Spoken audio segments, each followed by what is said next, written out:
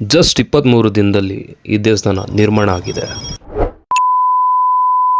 ನಮಸ್ಕಾರ ಕರ್ನಾಟಕ, ನಾನು ನಿಮ್ಮ ಮಿಸ್ಟರ್ ರಿವ್ಯೂ. ಇವತ್ತು ಈ ದೇವಸ್ಥಾನದ ಬಗ್ಗೆ ಇನ್ ಡೀಟೇಲ್ ಆಗಿ ತಿಳ್ಕೊಳ್ಳೋಣ ಬನ್ನಿ. ನಮಸ್ಕಾರ. ಇದು ಕರ್ನಾಟಕದ ಏಕೈಕ ಕುಬೇರ ದಂಪತಿಗಳ ಸಮೇತ ಮಹಾಲಕ್ಷ್ಮಿ ಅಮ್ಮನವರ ದೇವಸ್ಥಾನ. ಇದನ್ನ ಕುಬೇರ ಮಹಾಲಕ್ಷ್ಮಿ ದೇವಸ್ಥಾನ ಅಂತ ಕರೀತಾರೆ. ಇದು ಕರ್ನಾಟಕದಲ್ಲಿ ತುಂಬಾ ವಿಶೇಷವಾದಂಥದ್ದು. ಯಾಕಂದ್ರೆ ಮಹಾಲಕ್ಷ್ಮಿ ಅಮ್ಮನಿಗೆ ಕುಬೇರಲಕ್ಷ್ಮಿ ಅಂತಾನೆ ಎಲ್ಲಾ ಕಡೆ ಕರೀತಾರೆ. ಆದ್ರೆ ಇಲ್ಲಿ ಕುಬೇರ ಮತ್ತು ಕುಬೇರನ ಪತ್ನಿ ಕೋಬೇರಿ ಅಥವಾ ಭದ್ರಾ ಅಂತ ಕರೀತಾರೆ, ಅವ್ರ ಸಮೇತ ಮಹಾಲಕ್ಷ್ಮಿ ಇರತಕ್ಕಂಥ ದೇವಸ್ಥಾನ. ಈ ದೇವಸ್ಥಾನವು ಮೊದಲು ಬರೀ 23 ದಿವಸದಲ್ಲಿ ಗರ್ಭಗೃಹ ಗೋಪುರವೆಲ್ಲ ಆಗಿ ಪ್ರತಿಷ್ಠಾಪನೆ ಆಗಿದೆ. ತದನಂತರ ಕುಬೇರಂತಿ ಪ್ರತಿಷ್ಠಾಪನೆ ಆಗಿದೆ.